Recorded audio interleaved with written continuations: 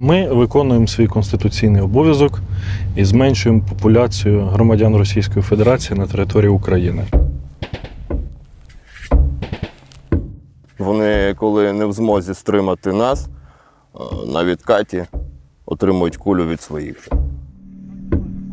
Росіяни – це нація самогубців. Вони люблять самоубиватися. У мене позивний Ангел.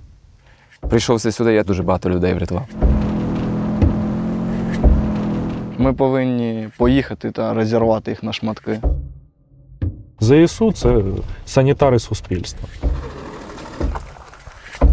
Україна! Понад усе!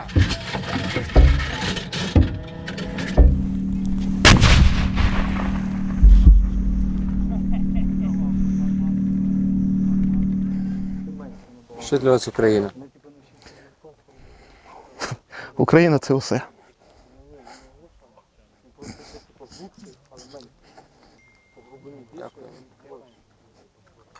Що-то я розтрогався.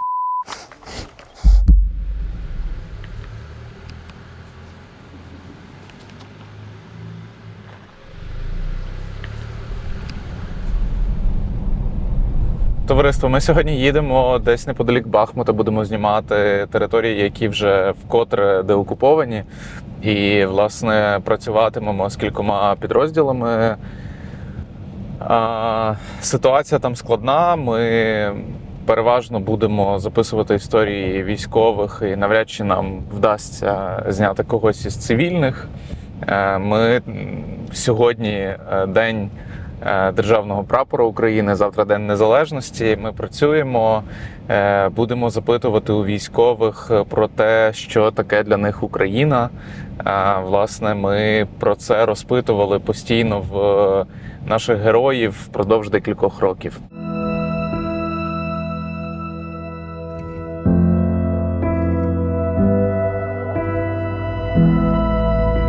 Це родина. Це моя родина. Я зрозумів за всі ці роки ось цієї війни, що Україна – це моя родина. Я в змозі приїхати в Ужгород або Київ, і там в мене є родина. Я дуже хочу, щоб моє місто було такою ж родиною для усіх українців. Ми будемо спілкуватися з бійцями 3-ї штурмової бригади, яка зараз активно провадить штурмові дії. Зараз там майже щодня є просування вперед, і 3-я штурмова – це, власне, один з підрозділів, який багато хто знає, і мені здається заслужено, тому що бійці цього підрозділу справді активно наступають і добре роблять свою роботу, тому я маю сподівання, що в нас будуть сьогодні дуже цікаві розмови.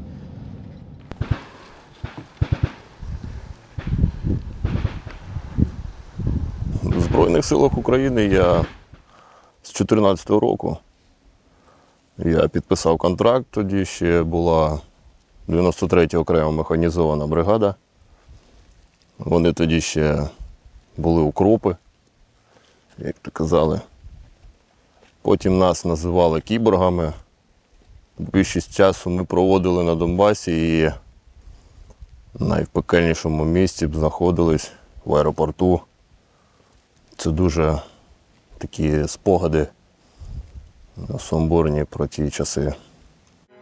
242 дні. Це довше, ніж оборона Сталінграда. Саме стільки з кінця травня минулого року українські бійці утримували Донецький аеропорт. За стійкість та героїзм ворог нарік їх кіборгами.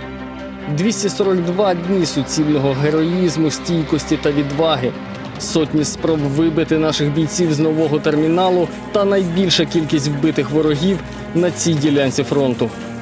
Контролюючи аеропорт, українська армія фактично однією ногою стояла у Донецьку. Ця постійна загроза дуже дратувала бойовиків та їхніх російських начальників. Артилерія постійно обстрілювала саме аеропорт, його фланги та тили. У районі Пісків і Авдіївки постійно працювали диверсійні групи. Все це свідчило про те, що мінських домовленостей про припинення вогню терористи дотримуватися не збираються. Ми зараз перебуваємо в такому тилу, можна сказати, та що відбувається там, що відбувається безпосередньо кожного дня. Що би ви хотіли, аби цивільні зрозуміли, як виглядає цей день штурмовика на передовій?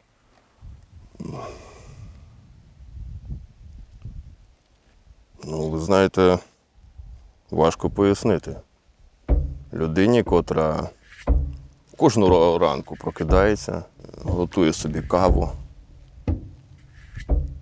можливо, гортає Інстаграм, Тік-Ток, соцмережі. Потім йде до ванної кімнати або ж то збирається на роботу, йде трамваї, люди. Вона забувається, вона не бачить цього. І тому забуває про те, що війна в країні. У нас ранок починається з того, що ніч не закінчується. Тобто і день, і ніч, знову день, знову ніч. І так по колу, так тиждень, так місяць. Але ми працюємо. Працюємо над тим, щоб звільнити наші рідні міста. Що найдивнішого ви бачили, як поводять себе просто росіяни? Ну, тобто штурмовик – це Вбивають своїх. Угу. Мені нема що додати. Стріляють в спину? Так. Вони, коли не в змозі стримати нас, на відкаті отримують кулю від своїх же. Угу. Тобто це найбезглуздіше рішення командира. Навіть нехай він буде ворогом, але це найбезглуздіше рішення вбити свого. Його можна було б використати якось ресурсно, але вони просто їх вбивають. Що для вас Україна? Особисто. Мати рідне місце, де стільки місць я ще не бачив. І хочу побачити. Хочете після Так, війни мандрувати. поподорожувати? Так, помандрувати країною. Помандрувати країною. Сісти на якогось важкого мотоцикла і дати з міста, з якогось в інше місто. Потім далі, далі. Чернігівщина, Івано-Франківщина, Львів. І так можна коло дати не одне, допоки не опинишся в Києві. Ви знаєте, я сам по професії будівельник, я працював довгий період в Польщі. Дуже довгий період, я робив щось хороше, я вважав, що, от, наприклад, дарувати, будувати будинки хороші і давати кожній сім'ї прихисток – це є найважливіша моя ціль в житті. Получається, 24 лютого я ще був на території Польщі, і у мене, виходить, 2 бригади хлопців в Польщі, і мені потрібно було з ними розрахуватися і виїжджати. Я в 4-й день війни, 28-го, я пересік границю і вступив в лави нашої 3-ї окремої штурмової бригади для того, щоб приносити лише нам для здобуття спільної перемоги. Я прийшов, щоб здобувати нашу спільну перемогу. Як би вона не була важко, як би нам не давався важко кожен метр, я вважаю, кожен повинен триматись і кожен просто повинен приносити. Є люди, які, от, наприклад, не можуть виконувати ту роботу, що я, але можуть виконувати якусь іншу. Це заради нашої спільної перемоги потрібно кожна людина, щоб якийсь приложила внесок для цієї перемоги. Після перемоги готові тут залишитися на Донеччині, відбудовувати? Звичайно. Я, чесно, завжди вважав і буду вважати, що я буду навіть після перемоги робити все, щоб ота сім'я поверталась. Поверталась на нашу землю, і щоб ми завжди всі ставали сильнішими. Лише сильнішими, і цвіт нашої нації завжди повинен розквітати. Як ви думаєте, хлопці з тих бригад, з якими ви працювали в Польщі, в Німеччині, тоді приїдуть? Я думаю, вони всі, їхній просто обов'язок. Якщо зараз, не зараз, то потім. Потрібно все рівно відбудовувати нашу країну. Що для вас Україна? Україна? Так, це дуже таке запитання. Україна – це все. Україна – це все, що ми маємо. Це те, де я хочу жити. І я вважаю, що кожен повинен... Україна – просто взяти серце. Оце, я вважаю, що це друга половинка мого серця. Дякую вам величезно. Вам теж дуже дякую. Ви казали, що хотіли б поподорожувати. Ми раніше багато знімали мандрів всією Україною. Це вам для натхнення, для майбутніх подорожей. Це вам Дуже дякую. про наш проект, власне, який. Дякую. Дякую.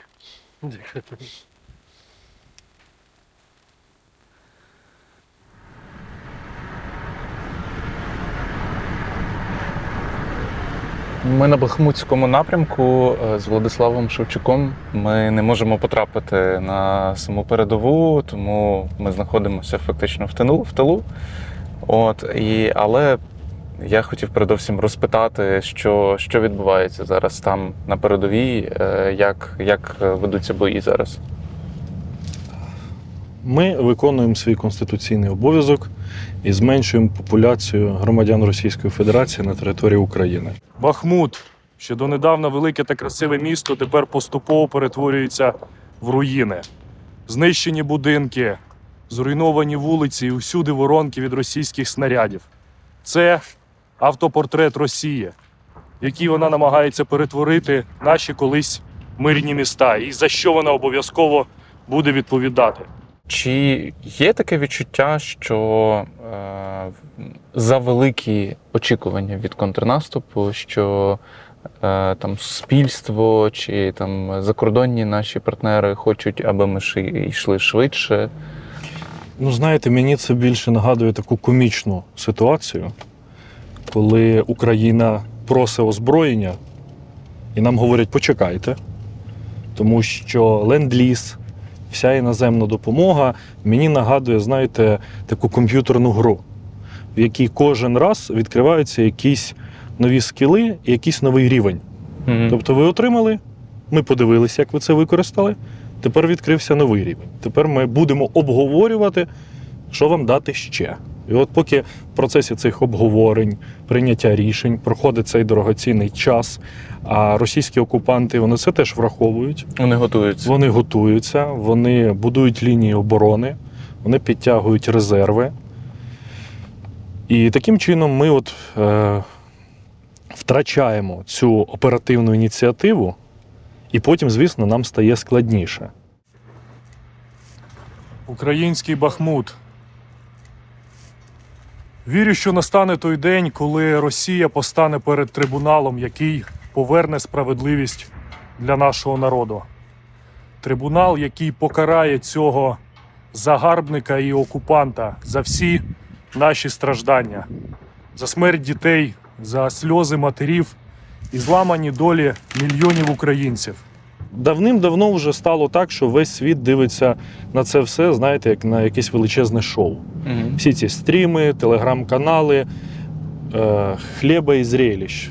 Воно не міняється віками. А тут треба було прийняти таке рішення для того, щоб зберегти життя і здоров'я особового складу, сили і засоби для продовження боротьби, тому що ця боротьба не на рік, на жаль, і не на 2. Росія хоче грати вдовгу. Відповідно, стратегія такого масованого контрнаступу, який, до речі, нам пропонували іноземні партнери, таким броньованим кулаком пробить оборону ворога. З величезними втратами. З величезними втратами. Він не справдився, цей варіант, тому що там в Генеральному штабі пропрацьовують будь-які сценарії. В результаті використовують стратегію прощупування по всій лінії фронту. Маленькими операціями, тактичними, оперативними, виявляють найбільш слабші місця в обороні ворога і там проривають. Знаєте, друзі, маю внутрішнє переконання, що зараз ми як ніколи маємо шанс на перемогу. За ці 9 років кровопролитної війни, яку розпочала Росія, саме зараз ми маємо цей шанс. І вірю, що ми ним обов'язково скористаємось. У нас для цього є всі можливості, сила, єдність, незламність українського духу. Тому ми переможемо, друзі. Не сумнівайтесь. Любимо вас, українці, дякуємо за вашу підтримку і допомогу. Все буде Україна. Як ви себе бачите після перемоги? Ну, для початку потрібно залишитись живим. Звісно, про це кожен думає. Кожному хочеться побачити плоди цієї перемоги, ту роботу, яка вже пророблена. Я хочу вчитися, я хочу здобувати освіту, я хочу стати юристом. Угу. Після війни я хочу піти в КНУ імені Шевченка, подам документи, знову стану студентом. Це мої плани такі, не знаю. Хочу мандрувати країною, мені це теж дуже подобається. Я, на жаль, не так багато поїздив по своїй країні, але от планую, що у мене з'явиться після нашої перемоги трошки більше часу. Де би побували в першу чергу? Де б я побував? Я б поїхав в гори. І, звісно, море. Звісно, Чорне море, Крим, це ясно. Але спочатку в гори. Що для вас є Україна? Знаєте, що для мене Україна? Україна – це, от особисто для мене, це коли я приїжджаю з Києва, їду до себе на свою малу батьківщину, це місто Павлоград, Угу. це тут, на сході. Неподалік. Так. І заїжджаючи туди, я це просто ще пам'ятаю з дитинства, я дивлюсь на всі ці безкрайні поля, степи, які там засіяні пшеницею. І я дуже часто приїжджав на світанку. З ночі на ранок їду, і я дивлюсь на ці безкрайні простори, і в мене просто дух захоплює. От, і коли у мене щось погане в житті, я завжди згадую, бо я виріс там в цьому місті, трохи ще пожив в дитинстві в селі, і я якби це все сприймаю. І оцей безкрайній простір. Оце безкрайнє небо, безкрайній простір цієї країни. І от у цей спокій, коли ця країна належить сама собі, коли тут господар той, хто на ній виріс, на цій землі, той, хто її обробляє, той, хто її любить і той, хто за неї бореться. Оце для мене такий просто образ в голові складається цієї чудової природи, цієї родючої землі, за яку ми боремося.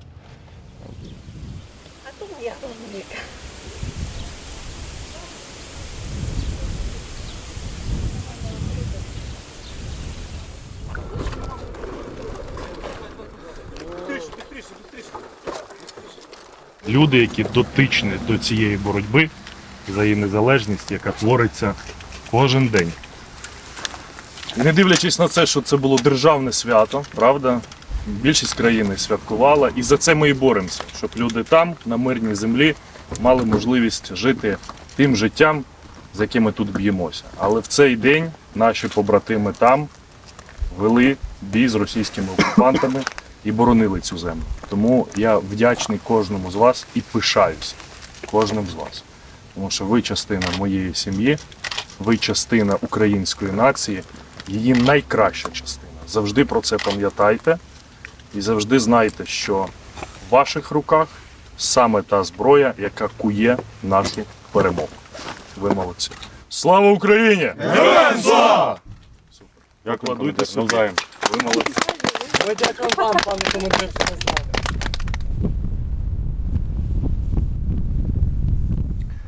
Я хотів приєднатися ще одразу після 24-го, коли тільки почалось вторгнення.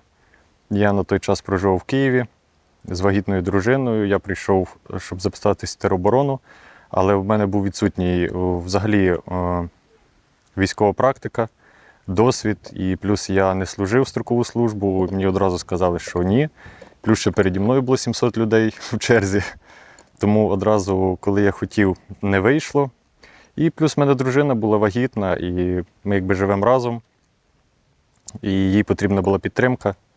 Тому одразу я не пішов, а потім, коли вже народився син, трошки окріп, йому було 9 місяців, і я вирішив все-таки піти в Збройні Сили.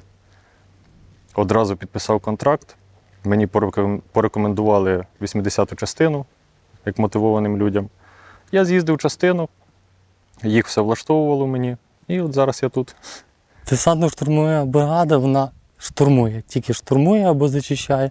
Ну інколи буває, що ми стоїмо в оборонці, але в більшості штурмує. На Бахмутському напрямку ми вмудрялися, скажімо, ворога заставати зненацька в його ж опорних пунктах, в бліндажах, які він попередньо, звісно, був зайняв наші позиції, які ми відвоювали повторно назад. в свої, скажімо, звільняли. Так, лежимо ми на підерських позиціях. Оце підерська радійка, одна, друга. Це підерський сухпайок.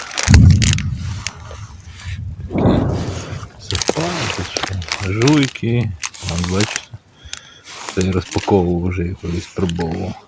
Це підерський автомат,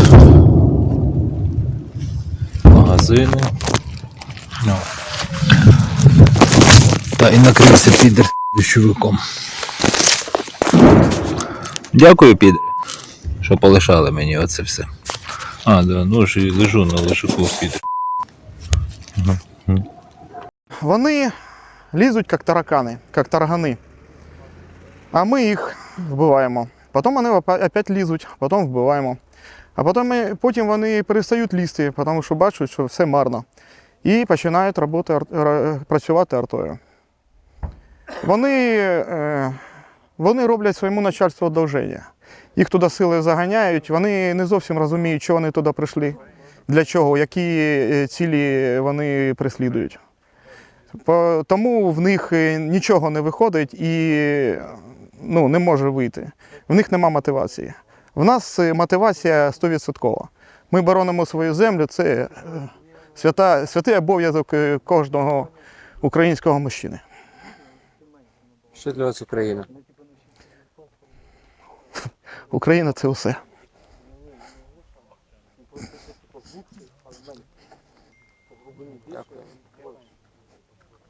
Що-то я розтрогався.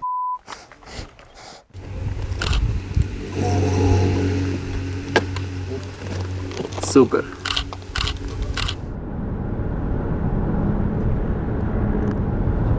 Мені запам'яталося, як ми говорили з одним з танкістів, і він так сказав, що я просрав в своєму житті все. Все, що в мене було в Україні, я все я так хочу сказати. Тому крім цих людей тут нічого не тримаю. Чому? А ми з Маріуполя. Угу. І ось через що ми все проїбали. Ну нічого, ще відіб'ємо, зайдемо додому. Ви знаєте, що з вашим домом зараз? Так, він на рівні землі, його не існує. Знесли. Я, власне, багато думав про те, наскільки зараз людей в Україні, для яких, які переживають такі самі відчуття, коли просто їхньої домівки більше не існує. І за те, щоб повернути хоча б землю, яка була під цією домівкою, ще треба дуже багато поборотися і повоювати. Мої близькі люди, родичі знаходились там. Я стримував ворога на другому напрямці. Не було можливості попасти додому, щоб проводити бойові дії там. Це було тяжело. Дуже. Як ви думаєте, що має відбутися, щоб був деокупований Маріуполь? Ми повинні поїхати та розірвати їх на шматки. Ми жили 3 дні в Краматорську, і було дуже цікаво спостерігати за тим, як зараз живе це місто. І цікаво, як місто звикло до своєї нової ролі. Поруч із оцим військовим аспектом звикають цивільні. І ми спілкувалися з кількома людьми в місті. Що для вас Україна? Дім. Так. По-перше, це дім. Країна, яка може все. Яка завжди буде незалежною, яка завжди буде мати свободу. І заради цього є ЗСУ, які нас захищають. Ми були біля піцерії Рія, де загинула Вікторія Меліна, з якою ми були знайомі, з якою не так давно бачилися. Перед тим спочатку був приліт калібру по піцерії, в яку ходили всі, яка прямо в центрі, біля ЦУМу. І, власне, був приліт, і після цього включилась повітряна тривога, яка в Краматорську лунає кожну годину, тому більшість людей, в принципі, на неї не звертають увагу. Повітряна тривога вмикається тільки після обстрілів. Это уже все знают, мы уже все привыкли к этому. Типа, если постреляли и включилась повітряна тревога, то можно ложиться спать. Все, как бы, ничего уже больше не будет. Але все одно так страшно. Більшу частину дня в такому випадку треба просто проводити в укритті кожного дня. І незважаючи на це, от в момент, коли прилетіло по піцерії, сигналу повітряної тривоги не було.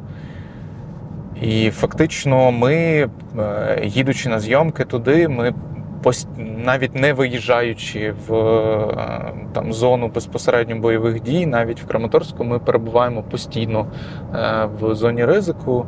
І це також треба усвідомлювати всім, хто там їде в Бахмут, їде в Краматорськ, їде в Костянтинівку. Зрозуміло, що в Бахмут зараз неможливо з'їздити.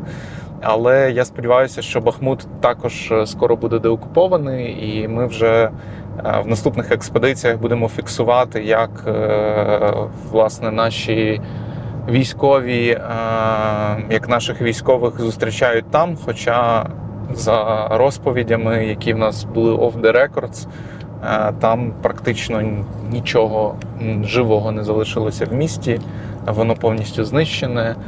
І ця фортеця, про яку багато говорили взимку, вона фактично як оборонна споруда вже не існує. Там дуже мало залишилося вцілілих, ну просто хоча б якихось каркасів, навіть будинків.